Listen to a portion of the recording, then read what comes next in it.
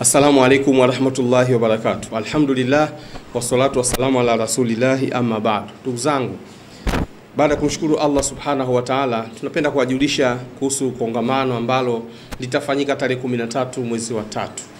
Kwa hiyo watukufu ndugu zangu, jambo hili ni jambo la hakika na ni jambo kubwa la kipekee kwa sababu limepangiliwa kivingine kabisa.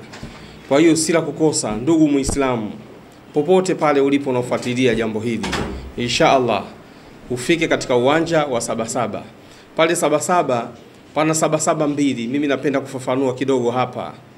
Kuna kituo kinaitwa Mbagala Sabasaba kwa daladala ambacho kipo Kipati karibu na Mbagala mwisho. Lakini kuna uwanja wa maonyesho ambao unaitwa uwanja wa Sabasaba maonyesho.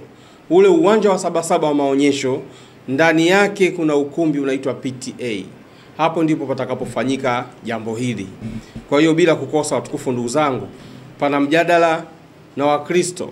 Kwa hiyo patakuwa ni wahadhiri wenu wa Kiislamu ambao wamebobea katika mambo ya midahalo au miadhara ya kulinganisha Biblia na Qur'ani. Na maudhui yatakayojadiliwa pale ni ukweli juu ya Pasaka. Hii ni mada muhimu sana kwa sababu kwanza mwezi wa 3 ina maana watu wapo karibu na sikukuu hiyo ya Pasaka. Na sisi Waislamu kutokana na kutokufuatilia mambo ya dini yetu, mara nyingi sana huwa tunaenda na matangazo, yani tunaenda na kila jambo linalotokea. Tunakuwa na kauli mbiu kwamba tunawaunga mkono wafanyakazi wenzetu au marafiki zetu, jirani zetu, walimu wenzetu au wanafunzi wenzetu wana sikukuu yao. Kwa hiyo ikifika sikukuu ya Pasaka au ya Christmas, Waislamu wanaingia kwa saundi ya kwamba marafiki zetu, jamaa zetu, ndugu zetu. Kwa hiyo tunataka tuone ukweli juu ya hizi sikukuu. Sikukuu ya Pasaka ina ukweli gani? Lakini pia vile vile nataka kuwaondoa wasiwasi wale watu ambao wanaona kwamba kufanya mjadala wa kulinganisha Biblia na Qur'ani ni vitu ambavyo labda ni bid'a au ni vitu ambavyo havina dalili au vitu ambavyo ni kinyume na dawa inayotakiwa. Dawa ya Muislamu inatakiwa iwe na basira. Basira ni kuangalia unacholingania ni nini. Unajadiliana na Mkristo, Biblia hapo ni muhimu mzee. Unayejadiliana naye Mkristo haamini Qur'ani, na kule washamwambia Qur'ani ni kitabu cha majini. Kwa hiyo huwezi kujadiliana na Mkristo una Qur'ani tu. Hapo Biblia ni muhimu. Unajadiliana na mtu ambaye anaiamini Qur'ani, hapo Qur'ani pekee ndio muhimu. Unajadiliana na mtu anaamini Qur'ani na anaamini hadithi za Mtume, hapo Qur'ani na hadithi ndio muhimu. Naona na mlinganiaji anao uwezo wa kuchagua kimoja wapo na akawa anatumia hicho pekee bila kuchanganya chingine, anao uwezo huo. Ili mradi kwamba mlinganiaji ana basira, ni mtaalamu, ni mbobezi katika mambo. Sasa kuhusu hoja ya kwa nini tutumie Biblia. Katika Qur'ani kuna aya ile ambayo inasema wakumbushe watu kwa hii Qur'ani.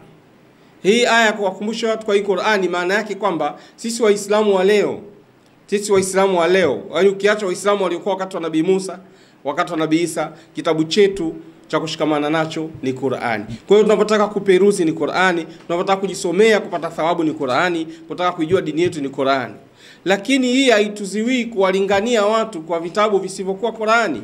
Mfano Bwana Mtume sallallahu alayhi wasallam katika hadithi hii nambari 3635 katika Sahihul Bukhari, hadithi ya Abdullah ibn Yusuf. Hadithi hii anamnukuu Abdullah ibn Umar radhiyallahu anhuma alipokuwa yeye akisimulia hadithi kwamba Mayahudi walikuja kwa Mtume, anna al-yahuda ja'u ila rasulillahi sallallahu alayhi wasallam fadhakaru lahu anna rajulan minhum wa imra'atan zanaya, faqala lahum rasulullah sallallahu alayhi wasallam ma tajiduna fi at-taurati fi sha'ni rajmi. Hawa watu walikwenda kwa Mtume wakienda kumshtakia kuna mtu mmoja wao katika Wayahudi alikuwa amezini.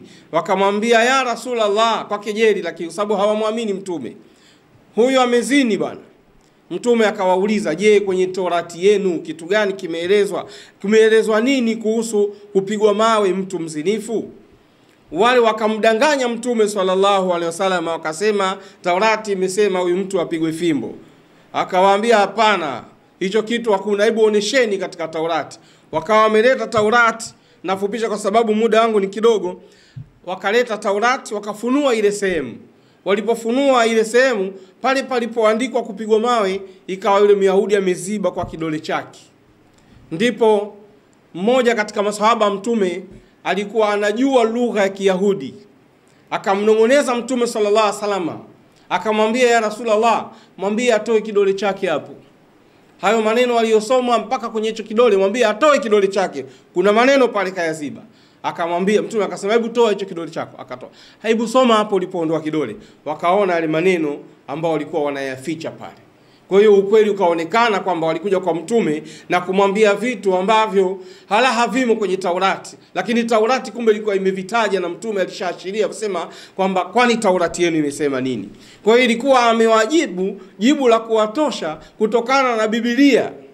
Kwa hiyo kama bwana Mtume sallallahu alaihi wasallam alifanya challenge kwa makafiri kwa kutumia kitabu chao cha Taurati, utasemaje kuhusu jambo hili la leo kujadiliana kwa kutumia Biblia na Qur'ani? Kwa hiyo kuna watu kazi yao ni wao ni kutafuta kasoro katika midahalo tunayofanya. Yaani wao hawaangalii uzuri, hawaangalii faida, hawaangalii umuhimu wa jambo lenyewe jinsi lilivyo. Wao wanachoangalia tu tukosee tu neno tu hivi. Mathalan umesoma aya kiubinadamu, hapa nimesema hadithi nambari 3635. Mathalan ningekuwa sija isoma hapa nikasema 3638. Alafu mtu akitazama kule kwenye Bukhari akute sio hiyo, basi mtu anaingia kwenye TV anakwenda kuradi kwamba hiyo hadithi haipo. Bwana, au kwa mfano unakusudia aya ipo katika suratul Bakara aya 65 mpaka 66 inazungumzia kisa cha ng'ombe kuchinjwa. Alafu ulimi kwa kuteleza ukataja surati Zukhruf badala ya surati Bakara. Mtu aingia kwenye TV anaradi. Kwa hiyo yani kwamba hatuoni umuhimu wa jambo. Kwa hiyo watu kama hao ndugu zangu wapuuzieni. Angalieni uzito wa jambo. Watu mnapokuwa katika timu katika kupambania jambo, hamwezi kuwa katika level sawa. Ubinadamu upo, lakini pia uchache na uwingi wa elimu, bwana, mkichanganyika kwa pamoja, naamini kabisa jambo linaweza kuwazo. Hata maswahaba walitofautiana. Huyo Mtume sallallahu alaihi wasallam alikuwa akiwaambia maswahaba, anayetaka kusoma Qur'ani vizuri kama ilivyoteremka